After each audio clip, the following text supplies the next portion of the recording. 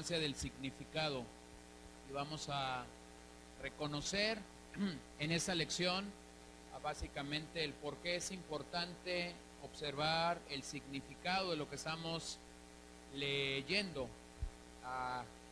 Advierto que esta va a ser la sesión más técnica que vamos a tener, es decir, vamos a ver algunas figuras, vamos a ver algunos aspectos literarios y posiblemente usted no va a entender todo lo que vamos a leer, seguramente, pero hay una buena cantidad de pasajes en cada una de las figuras literarias que vamos a hablar, que a usted le va a permitir en casa, al leer esos pasajes, entender el significado de la figura. Entonces, regresamos a este punto. Es de suma importancia entender el sentido original de las palabras, ya que algunas se usaron en un sentido limitado o en un sentido especial, según la región o la época o el tiempo histórico en el que se escribieron. En algunas ocasiones, una misma palabra en la Biblia tiene varios significados y el sentido se determina por el contexto. Es de suma importancia entender la cultura y el momento en el que fue escrito el pasaje o el texto bíblico. La ayuda más efectiva, nuevamente, como lo dije, puede ser el uso de una concordancia que te permita reconocer los diferentes significados según el autor del libro y el uso que quiso hacer de esa palabra. El ejemplo que tenemos ahí es la palabra ley. La palabra ley en la Biblia significa varias cosas.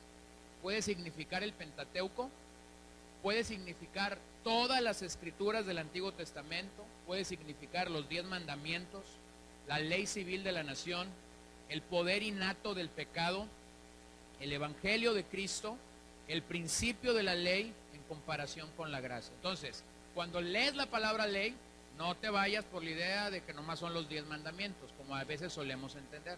Tienes que ver en qué momento, por qué se está hablando de esa ley. Pero, por ejemplo, hay otras palabras que son muy ricas en significados. La palabra carne, la palabra mundo.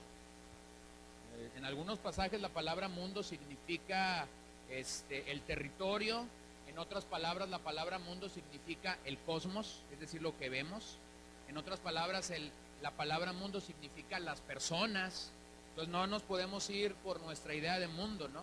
O por ejemplo la palabra evangelio, espíritu, muerte, justicia. Por citar algunas palabras que en la Biblia significan, dependiendo del contexto en el que están dichos, significa algo diferente.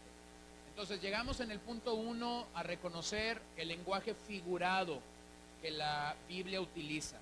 El lenguaje figurado, se dice que una palabra tiene sentido figurado cuando expresa una idea diferente de la de su acepción, significando en que se toma una vez, esta es un entrecomillado, ¿no? De su acepción literal sería, y usted tiene entrecomillado significado en que se toma una vez la voz que está ahí usándose. En este caso se produce un cambio de significado.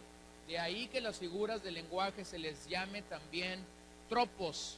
En griego esta palabra, vuelta al cambio. Los tropos son un medio insustituible para dar mayor viveza y elegancia de estilo, a veces mayor claridad al discurso o al texto escrito. Por ejemplo, usted ha leído este pasaje: yo soy la luz, ¿de qué? Del mundo. O por ejemplo, yo soy el pan de vida. Se está usando un lenguaje figurado, o sea, no significa que Jesús es una concha, un biscuit, cuernos, no significa que es un picón, no significa que es coricos, o un pan del pochotal, pues ya para que me entiendan. No está diciendo eso.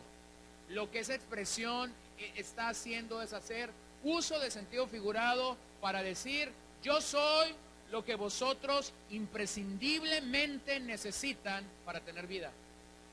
O sea, yo soy lo que ustedes necesitan para tener vida. O en el caso de yo soy la luz del mundo, lo que eso significa es: yo soy el mediador de la verdad y la justicia que ha de salvar a este mundo.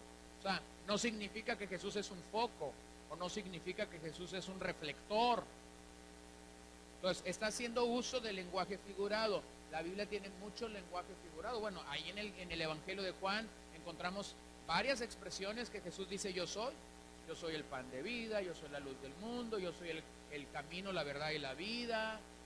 Encontramos varias de estas ideas. Entonces, las figuras del lenguaje crean una imagen vívida en nuestra mente. Crean algo en nuestra mente. Cuando tú escuchas esto, wow, tú dices, te cautiva. Porque las palabras tienen ese efecto en nuestra mente, en nuestro corazón. Por ejemplo, si yo digo ahorita sandía,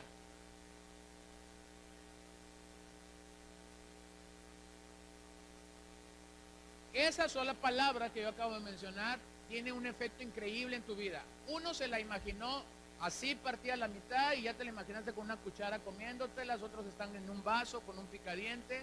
Otros la partieron así como sonrisa. Otros están haciendo agua de sandía.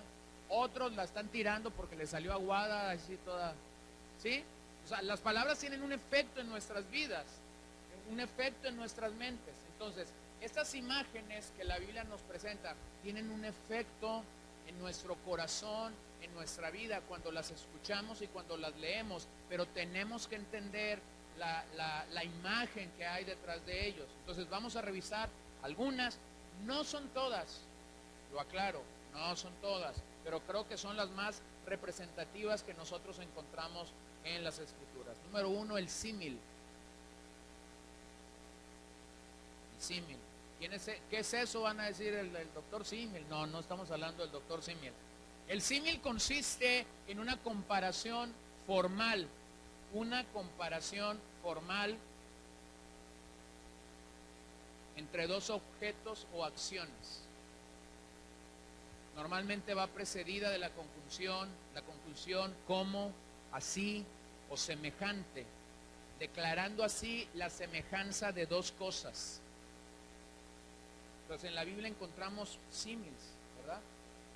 Salmo 42:1, como el ciervo brama por las corrientes de las aguas, como el ciervo brama por las corrientes de las aguas. Aquí está un símil. O sea, como el ciervo, también nosotros tenemos que buscar saciar nuestra sed en Dios, como el ciervo. Siervo con C, no con S, porque siervo con S significa otra cosa. ¿Sí? Entonces aquí tienes un símil. Luego Jeremías 23:29. Dije que voy a leer rápidamente esos pasajes, pero solo para que ustedes lo entiendan. Y en algunos de esos ejercicios he dejado pasajes donde no hay nada. Usted lee el pasaje y ahí acomoda lo que tiene que decir. Jeremías 23:29. Mi palabra es como fuego y como martillo que despedaza la roca. ¿Cuál es el símil?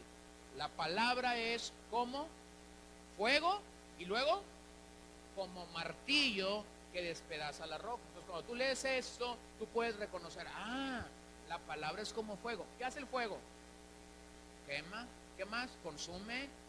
Entonces cuando nosotros hablamos la palabra de Dios y la gente se incomoda, oye, espérate, dice la gente, pues estás hablando la palabra de Dios y me siento incómodo. Y tú dices, gloria a Dios, porque es como fuego. Nadie dijo amén, ¿por qué?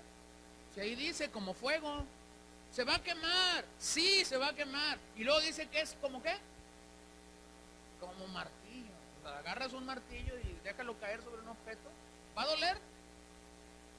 Va a doler, ¿sí entienden? Entonces aquí comienzas a decir, la palabra de Dios es como fuego, se quema. La palabra de Dios es como un martillo, golpea, sirve para eso.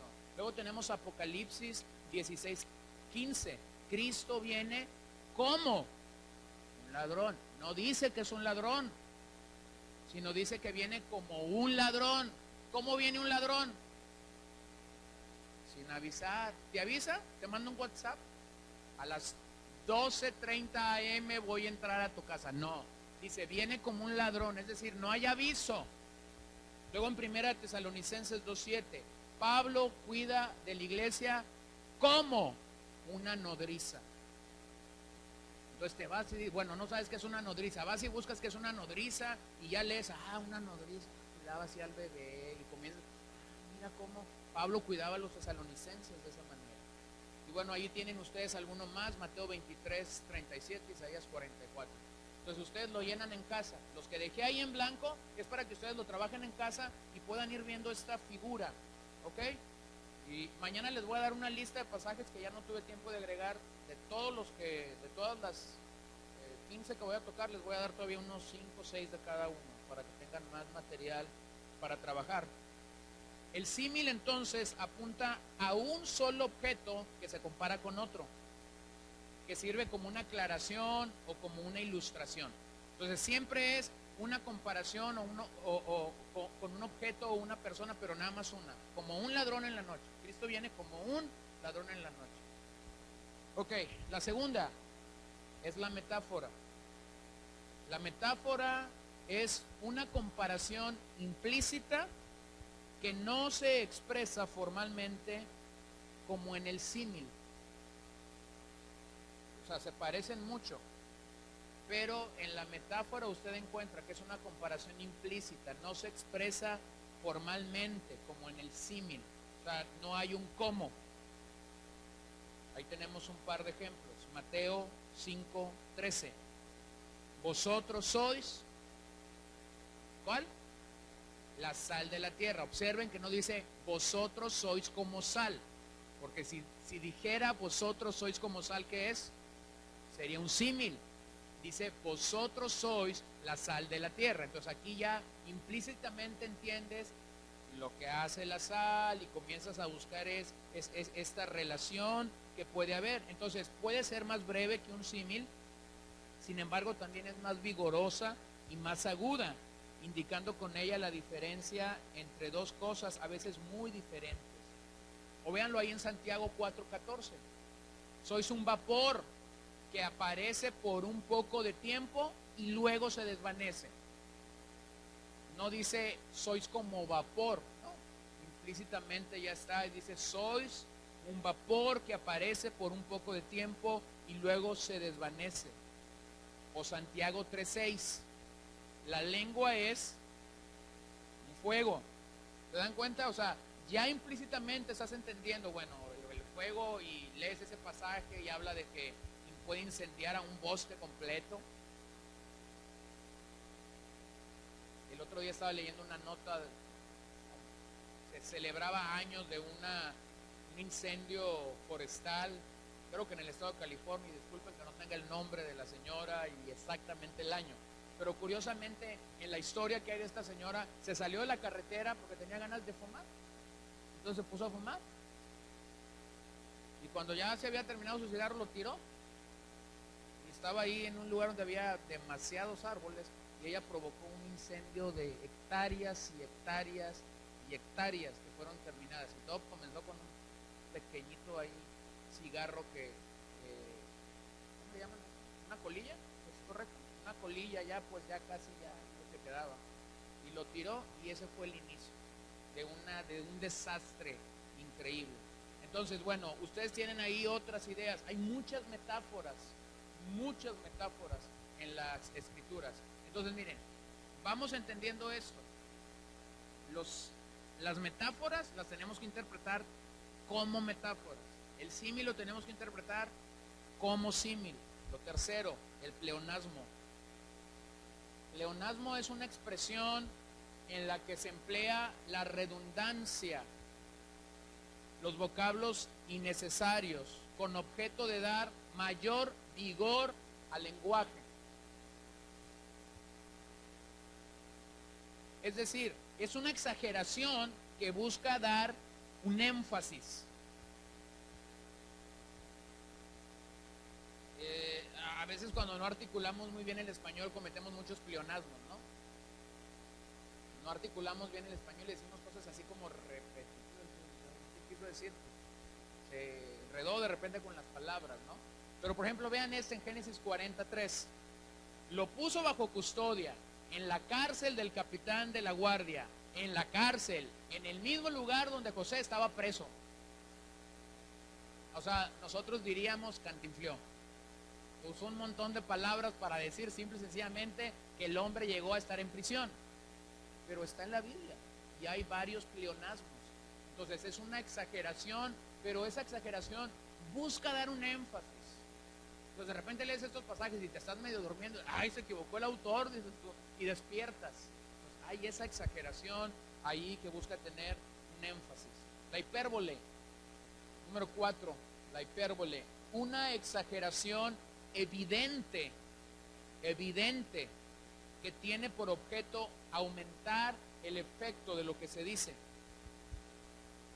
Ahora, nada más hay que reconocer algo de la hipérbole. No debemos entenderla como mentira. O sea, un hipérbole no tiene la intención de engañarnos, no tiene la intención de mentirnos. O sea, Dios no nos miente a través de un hipérbole. Lo que simple y sencillamente se busca es aumentar el efecto de lo que se dice. Por ejemplo, allí en el Evangelio de Juan 21-25 dice: y hay otras muchas cosas que Jesús hizo. Ya Juan está terminando el Evangelio y hace uso de esta hipérbole. En Juan 21-25. Y hay también muchas cosas otras que Jesús hizo, que si se escribieran en detalle, pienso que ni aún el mundo mismo podría contener los libros que se escribieran. ¿Qué es eso? Hipérbole. O sea, es una exageración evidente. No habría libros. O sea, está exagerando, pero porque quiere cerrar, y cuando cierra, el Espíritu Santo lo inspiró a usar esta imagen, esta figura literaria. O el Salmo 6:6: cansado estoy de mis gemidos, todas las noches inundo de llanto mi lecho, con mis lágrimas riego mi cama.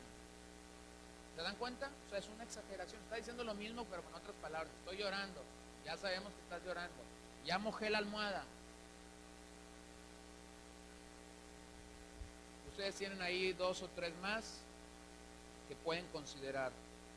Número 5.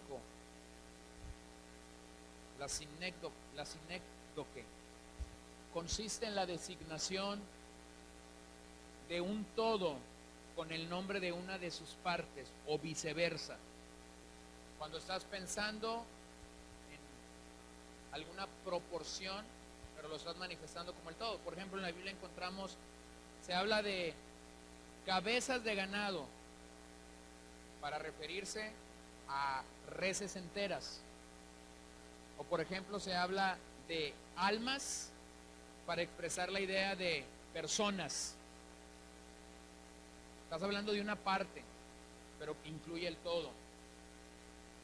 O por ejemplo, cuando hablas de que el Señor estuvo 3 días en la tumba, pues si le sacas cálculo te vas a dar cuenta que estuvo una pequeña parte del viernes, estuvo todo el sábado y estuvo una pequeñísima parte del día domingo.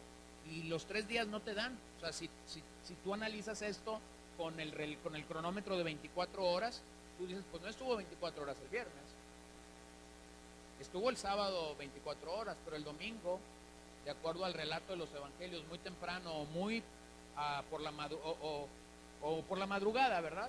Tú dices, no estuvo 3 días, sí, pero lo que ahí se usa es una sinécdoque. O sea, ya estuviste una parte del día, se considera todo. Entonces, o por ejemplo, el alma que pecare, esa morirá.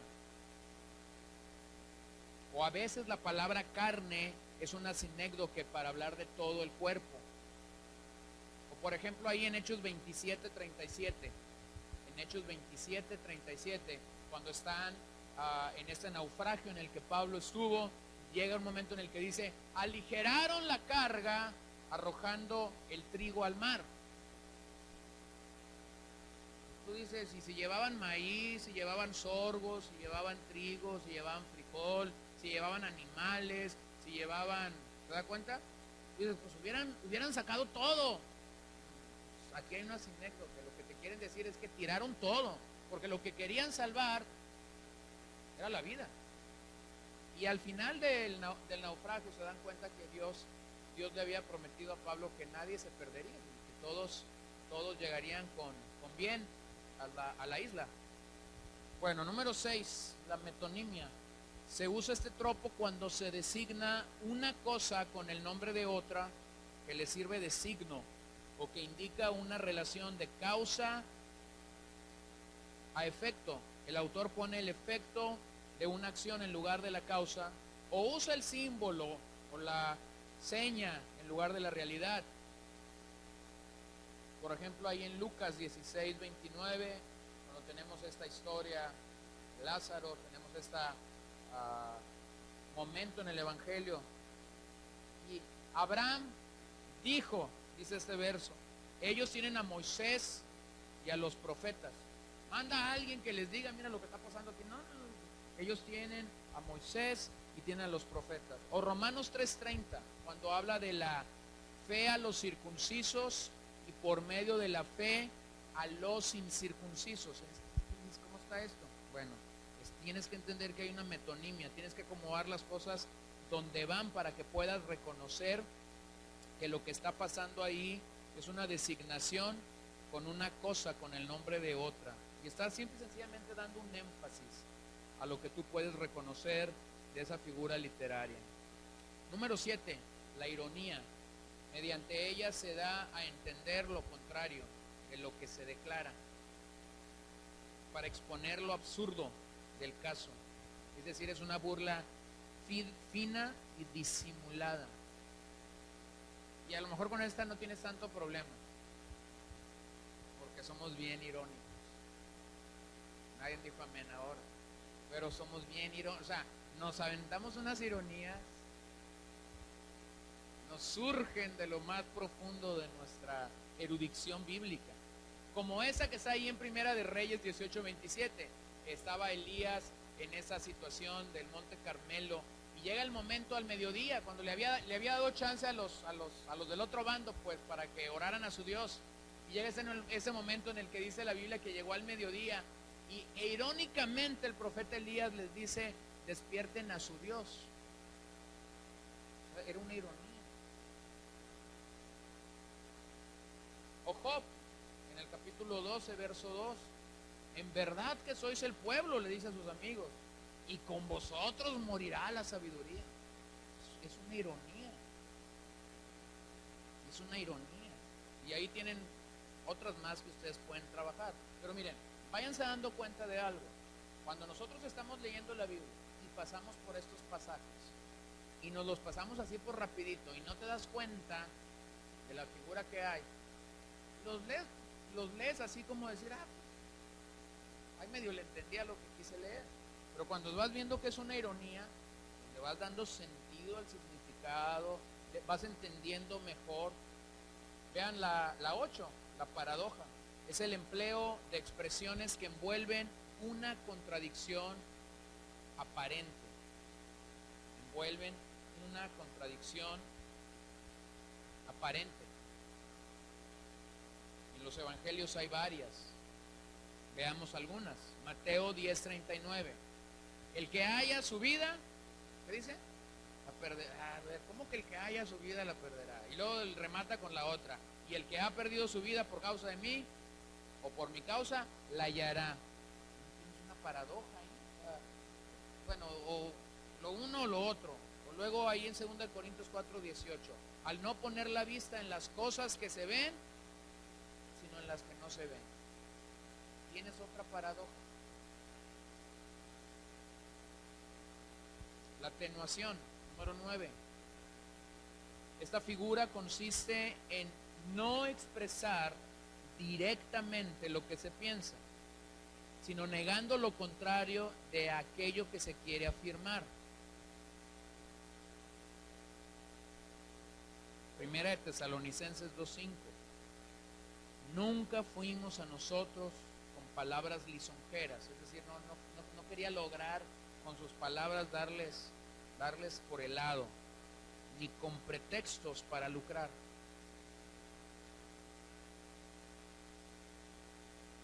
¿Se da cuenta? No está expresando directamente. Entonces llegas ahí tú y dices, a ver, ¿qué es lo que Pablo quiso decir a los hermanos de Tesalónica cuando les dijo esto? Que aparentemente no está tan claro, pero cuando lo lees una vez lo vuelves a leer y revisas ahí el contexto inmediato de cuándo lo dijo, de cómo lo dijo, de cuál era la situación en Tesalonicenses, te cae el 20. Y te das cuenta, ay, aquí hay una atenuación, está expresando de una manera no directa lo que él piensa. Número 10, el eufemismo. Es un modo de seguir con disimulo y decoro ideas cuya expresión franca y literal resultaría demasiado dura o malsonante.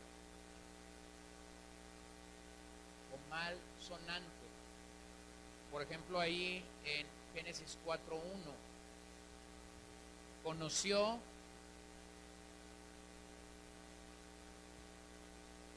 dejen leer el pasaje, porque ahí está la nota, pero el pasaje quiero que lo vean. En Génesis 4:1, y el hombre conoció a Eva, su mujer, y ella concibió y dio a luz a Caín, y dijo, he adquirido varón con la ayuda del Señor. Aquí hay un eufemismo, es decir, con decoro, con disimulo, se está diciendo algo que, si yo leo la palabra conocer, la palabra ahí hebrea es yadá, y yadá significa conocer de manera íntima, ¿entienden? Pero no lo está diciendo abiertamente. Entonces tenemos estas imágenes a veces de eufemismo, o por ejemplo en Tesalonicenses 4:13, cuando habla de los que duermen. Los que duermen ahí no son los hermanos que vienen los domingos a la iglesia, perdón, no son los hermanos que se duermen en la casa en su siesta. No, los que duermen ahí en Tesalonicenses son hermanos que murieron. Pero no está diciendo murieron. O sea, lo que Pablo está diciendo es, ya duermen. O sea, no están echándose una siesta, un sueñito, ya se murieron. ¿Sí se dan cuenta? Entonces hay un eufemismo en esos pasajes. Número 11. La personificación. Atribuir una característica humana a una cosa o a un animal.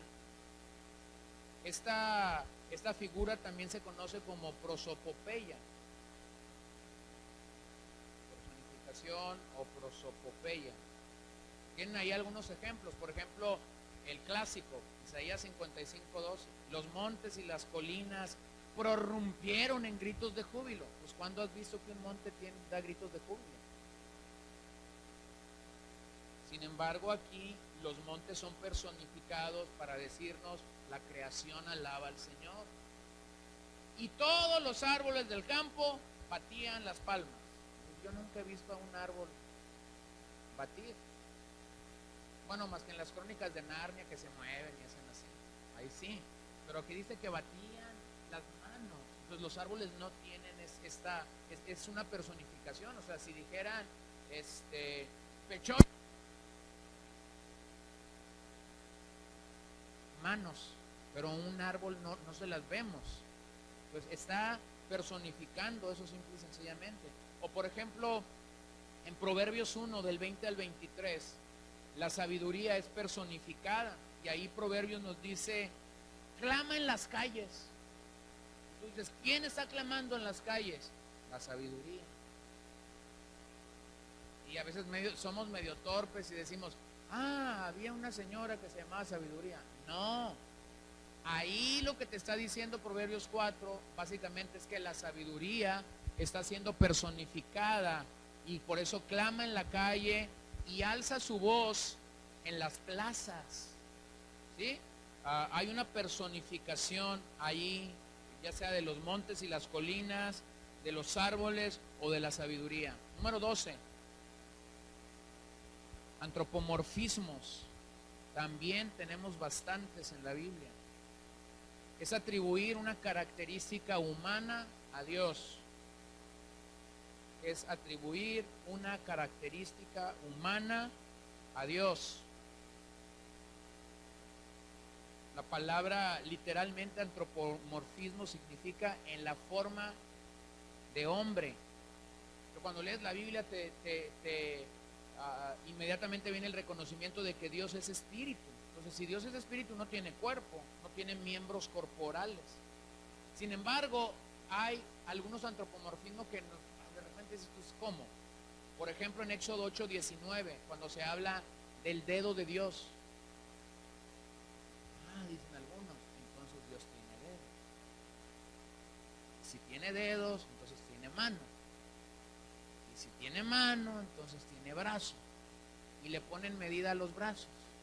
Y dicen que medía 2 metros y no sé cuánto. ¿Sí se dan cuenta? O sea, caemos en errores absurdos y tontos por no entender simple y sencillamente estas figuras. O Éxodo 33:11 dice que Moisés habló cara a cara con Dios. Pero es un antropomorfismo.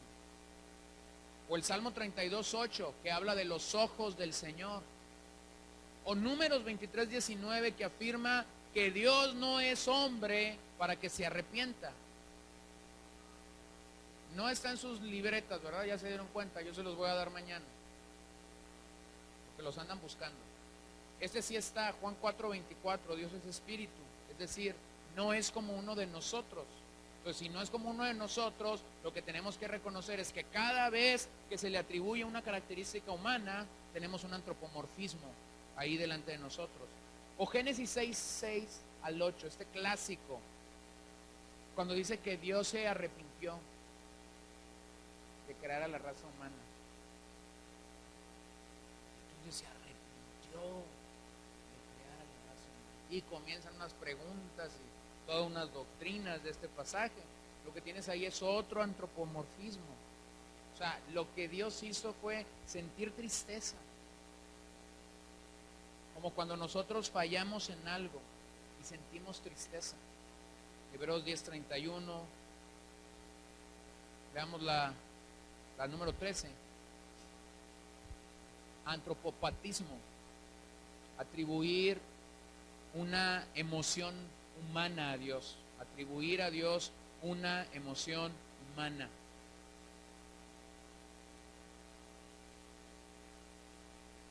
Y nuevamente sería esta de Génesis 6:6. Sintió tristeza en su corazón. O Números 23:19, cuando nos dice acerca de mentir y arrepentirse. O Salmo 50:21, cuando dice, he guardado silencio. O sea, está hablando de emociones humanas y se las está atribuyendo a Dios. Número 14. Preguntas retóricas. Una pregunta retórica son aquellas preguntas que siempre la respuesta es negativa. Por ejemplo, ahí en Marcos 4:21. ¿Acaso se trae una lámpara para ponerla debajo de un almud o debajo de la cama? ¿Cuál es la respuesta? No, se acabó. Pero yo no les miento. Yo una vez escuché un mensaje en esta pregunta retórica donde el predicador no sabía qué es lo que es una pregunta retórica y pasó los próximos 50 minutos tratando de contestar sí a esta pregunta retórica. Entonces, cada vez que te encuentras una pregunta retórica en la Biblia, su respuesta es no.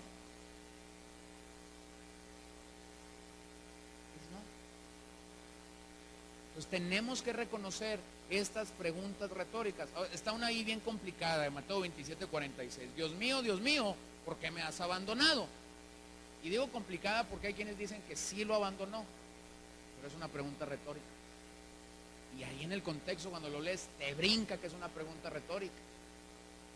Y hay quienes, al no reconocer que es una pregunta retórica, desarrollan toda una corriente del abandono de Dios en la cruz, cuando es una pregunta retórica. Entonces se dan cuenta por qué necesitamos reconocer. Ahora, y tú dices, la 14, esta está facilita. Hay algunas preguntas retóricas que cuando las lees, aparentemente la respuesta es sí. Pero cuando lees el contexto, te das cuenta de que es una pregunta retórica y es no. No. Bueno, ahí tienen esas 14 figuras literarias que tenemos. Tienen algunos ejemplos que ustedes van a trabajar y unos más que yo les voy a dar el día de mañana. para que puedan tener más ejercicios y puedan leerlos y ver dónde está la figura en cada una de ellas. Pasemos a la segunda parte y vamos a trabajar más en sus manuales en esta parte. No tengo mucho que llenar, pero sí que explicar en este sentido. La simbología es también importante reconocerla en este sentido, qué es lo que está sucediendo ahí. Tipología puede definirse como el establecimiento de conexiones históricas entre determinados hechos o cosas a los que vamos a llamar tipos del Antiguo Testamento, y hechos, personas u objetos semejantes del Nuevo Testamento a los que vamos a llamar antitipos. Entonces lo explico así. Algunas personas, eventos, lugares o objetos del Antiguo Testamento fueron preparados soberanamente, divinamente por el Señor para que nos representaran en el Nuevo Testamento o que en el Nuevo Testamento tuviéramos la realidad futura. Es decir, fueron un tipo, mayormente fueron un tipo de Cristo. Por ejemplo, hay personas en el Antiguo Testamento que fueron un tipo de Cristo. Para cada uno hay un montón de pasajes, pero se los voy a mencionar. Adán es un tipo de Cristo. Abraham e Isaac son un tipo de Cristo. Moisés es un tipo de Cristo. Josué es un tipo de Cristo. David es un tipo de Cristo. Melquisedec es un tipo de Cristo. Salomón, Jonás y otros muchos personajes del Antiguo Testamento fueron un tipo de Cristo. Cuando llegas al Nuevo Testamento y tienes el cumplimiento de ellos, lo que tú tienes en el Nuevo Testamento es un antitipo. ¿Sí? O por ejemplo, pensemos en algunos oficios del Antiguo Testamento: profeta, rey, sacerdote, libertador y juez. Tienes el tipo en el Antiguo Testamento, pero llegas al Nuevo Testamento y te das cuenta que estas imágenes tuvieron su cumplimiento en Cristo. O tenemos objetos en el Antiguo Testamento: el arca de Noé, el carnero que sustituyó a Isaac, el cordero de la Pascua, la roca herida en el desierto, el maná, la serpiente de bronce, la escalera del sueño de Jacob, el arca del pacto, el velo del templo, el tabernáculo y sus muebles. Son un tipo. ¿De quién? De Cristo. ¿Y dónde sabes que fueron un tipo? Cuando llegas al Nuevo Testamento y ves su cumplimiento, y entonces ahí tienes el antitipo. ¿Se dan cuenta de eso? Cuando Jesús estaba diciéndole, por ejemplo, a los judíos: yo soy el camino, soy la verdad y soy la vida. Lo que él estaba diciendo realmente a los judíos es: yo soy el tabernáculo. Porque cuando tú entrabas al tabernáculo había una cortina, y en esa cortina para ellos había esa inscripción: el camino, la verdad y la vida. Entonces eso era un tipo de Cristo. Pero cuando Cristo proclama en Juan 14:6, yo soy el camino, la verdad y la vida, lo que él les estaba diciendo es: en este momento el tipo que representaba el tabernáculo se acaba de cumplir frente a ustedes. ¿Cómo llegamos a saber eso? Porque hemos leído el Antiguo Testamento y de esta manera nosotros vamos reconociendo algo: la revelación de Dios en la Biblia vino de forma progresiva, como lo explicaba ayer. A veces juzgamos a la gente del Antiguo Testamento porque no le creyeron, porque fueron incrédulos o porque tuvieron muchas fallas morales y éticas. Pero te das cuenta, de repente te das cuenta que no había un señalamiento directo para ellos. Nosotros lo tenemos en el Nuevo Testamento porque tenemos la revelación progresiva y completa finalmente en el Señor. Pero aquellos en el pasado posiblemente no la tenían. Entonces andamos queriendo pegar cosas y no nos da, porque no entendemos que la revelación de Dios vino progresivamente a nuestras vidas y lo tenemos claramente en la Escritura. Entonces, estas conexiones no se efectúan arbitrariamente, sino que corresponden al desarrollo de la revelación progresiva y tienen su fundamento en Dios mismo, quien dispuso los elementos típicos del Antiguo Testamento de modo que entrañaran y prefiguraran las realidades que se manifestarían en la época novotestamentaria. Tres cosas: tanto el tipo como el antitipo son realidades históricas que se corresponden. Número dos, entre el tipo y el antitipo debe haber algún punto importante de analogía. Número tres, el tipo siempre tiene un carácter predictivo y descriptivo. Es decir, es sombra de lo que había de venir. El fondo histórico, para tener una idea más o menos compleja del fondo histórico de un texto, es necesario recoger y comparar cuantos datos permitan al intérprete acercarse al máximo a la situación en que dicho texto se enmarca. ¿Qué pudiéramos tener? Pudiéramos tener datos geográficos. Datos geográficos. Lo segundo es, pudiéramos tener una época o un momento específico de la historia en el que ese evento o esa situación se realizó. De esa manera nos permite aproximarnos más al mundo del autor, a los problemas, a las inquietudes y a las perspectivas que éste tenía ante sí y que en parte configuraba su mensaje. Por ejemplo, ahí en Amós 5:4, seguido de una exhortación que tiene una importancia. En días de Amós, aquellas ciudades de gratos recuerdos se habían convertido en centros idolátricos a los que los israelitas acudían con entusiasmo. Pero si no sabes que estas ciudades se habían convertido en centros idolátricos, no vas a entender el verdadero mensaje que está allí y lo que quiere decir. Entonces concluyo, es importante reconocer lo que el autor quiso expresar a sus primeros oyentes. ¿A cuáles oyentes? A sus primeros oyentes, a los oyentes originales, y después reconocer cómo esto nos afecta el día de hoy como seguidores de Cristo. ¿Cuál sería el error entonces al acercarme a la palabra de Dios? Querer acercarme para ver la cultura de nuestros días como lo que tiene que marcar la Biblia. No es así. Siempre que tú tienes a una persona queriéndose acercarse a la Biblia para ver la practicidad, la aplicación, el pragmatismo del pasaje, sin ver realmente lo que quiso decir originalmente, tienes allí a un intérprete que va a errar en su interpretación. Es decir, nunca comenzamos con aplicaciones. No, comenzamos con el texto. El texto dice, leemos el texto, hacemos exégesis,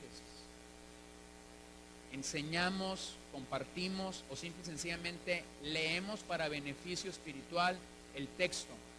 Buscamos aquellas palabras que dentro de su gramática nos pueden servir para reconocer o entender mejor el texto. Buscamos el contexto directo que hay ahí en la carta, en el Evangelio, que nos puede servir u orientarnos para saber hacia dónde se dirige el autor. Y una vez que hemos comprendido el texto de forma real, entonces pensamos en las aplicaciones. Entonces concluimos con esto. El texto puede tener, lo dije ayer, muchas observaciones, puede tener muchas aplicaciones, pero ¿cuántas interpretaciones va a tener? Va a tener una sola interpretación. Aquí o en China va a tener una sola interpretación, porque la interpretación no es de forma privada, es de forma general. Ahora, ese pasaje pudiera afectar a una comunidad de una manera, pudiera afectar a una familia de otra manera, y sin embargo reconocemos que eso ya es la forma como esas personas en lo particular están tratando de aplicar la palabra o la verdad de Dios para sus vidas. Pero comenzamos con el texto, no llegamos a aplicaciones rápidamente. Quise hacerlo corto porque sé que es muy técnico y sé que es así como si nunca habías escuchado estas 14 figuras, pudiera ser complicado escucharlas por primera vez. Pero les animo, usted no tiene que saber las 14 de memoria, usted tiene ahora este manual al que puede acudir. Le animo a que lea esos pasajes que están ahí debajo, más los que les voy a dar mañana, para que usted pueda tener más ejemplos y pueda ir dominando estas formas. Y entonces cuando usted llegue la próxima vez a esa escritura, esto era una metáfora, ¿sí? O era un símil, porque aquí está el cómo. Entonces ya comienza a tener una idea más clara cuando llega ahí. Bueno, es una comparación. Está comparando entre el siervo y yo. Y eso va a ser bueno para usted. Bueno, estoy llegando al final. Tony, ¿hay preguntas o no hay preguntas?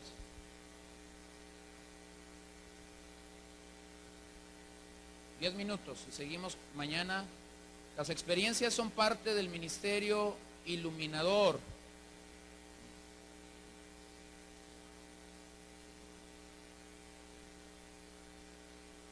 Ok, sí, es correcto, Tony, gracias. Las experiencias son parte del ministerio iluminador del Espíritu Santo. Hay que reconocer dos cosas. El Espíritu Santo revela e ilumina. Es decir, reveló cuando inspiró a los autores de la Biblia para escribir. Entonces, de esta manera nosotros reconocemos que la revelación está completa a través de la Escritura. Entonces, ¿hacia dónde nos dirige el Espíritu Santo? ¿Revela o ilumina? Nos ilumina. O sea, llegamos al pasaje de las Escrituras y el pasaje de las Escrituras, por la obra del Espíritu Santo, nos ilumina. Ahora, vuelvo a decir esto de las experiencias. No estamos totalmente en contra de las experiencias, porque obedecer la palabra de Dios te pudiera llevar a tener una experiencia personal y va a ser tu experiencia. El problema con las experiencias es cuando las experiencias se ponen al nivel de la Escritura y la gente comienza a nivelar Escritura y experiencia, porque eso tarde que temprano la balanza se te puede ir a la experiencia y descuidar la palabra. Entonces, pero el problema es basarnos en experiencia más que en palabra. Entonces, como cristianos deberíamos buscar que la obra del Espíritu Santo de iluminación fuera para entender el pasaje, para reconocer lo que el pasaje nos está marcando. Y si de ahí tú vas a tener un tipo de experiencia con Dios o con el Espíritu Santo, va a ser tu experiencia. El problema con esto es que a veces de las experiencias queremos hacer doctrina, ¿no? Y ahí es cuando ya comenzamos a errar. La otra pregunta que tengo aquí es, ¿la atenuación es lo mismo que litote? Sí, sí es lo mismo.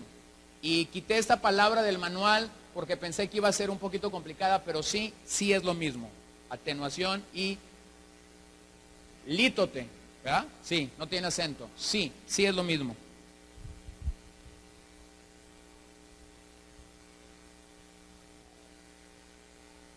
¿El legalismo puede ser un obstáculo para que el Espíritu Santo se revele a mi vida?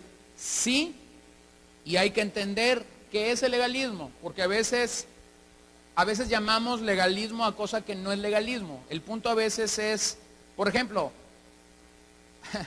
cuando un pastor o cuando un maestro ama la Biblia y de tal manera que comparte la Biblia, es común que escuchemos de esta persona decir, fulano de tal es muy legalista. El término está mal empleado.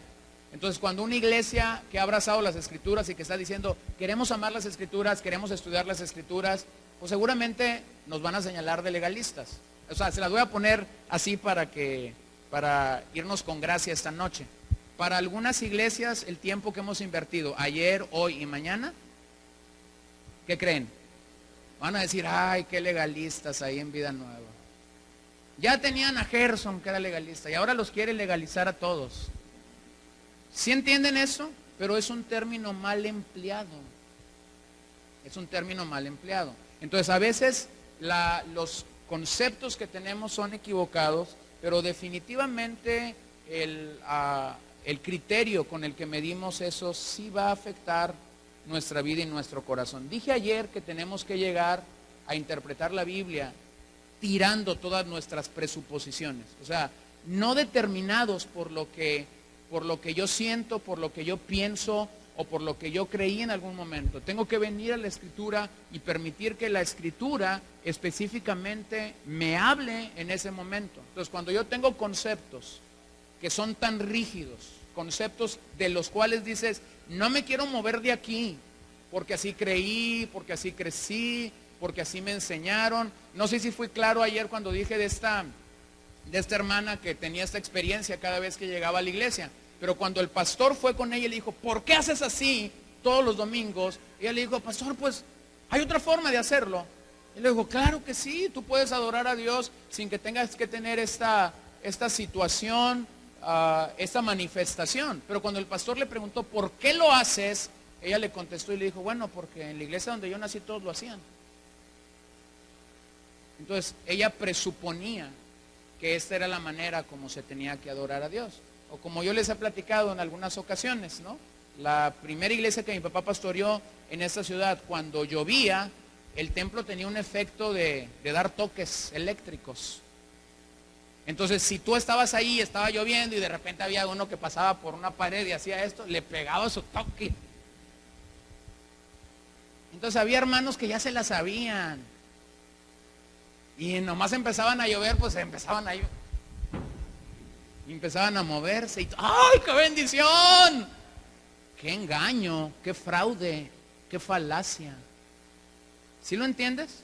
Entonces, nacemos a veces de una manera en la que nosotros creemos ciertas y cuales cosas. Pero llegas a la Biblia y la Biblia te convence. O cuando te pregunta alguien, te hablan por teléfono y te dicen, oye, ¿qué opinas de este tema? Y yo les digo, bueno, ¿quieres mi opinión o quieres lo que la Biblia dice? Y los pongo así medio a panalear a veces. Pues hace poquito alguien me habló y me dijo, oye, ¿qué opinas de ese tema?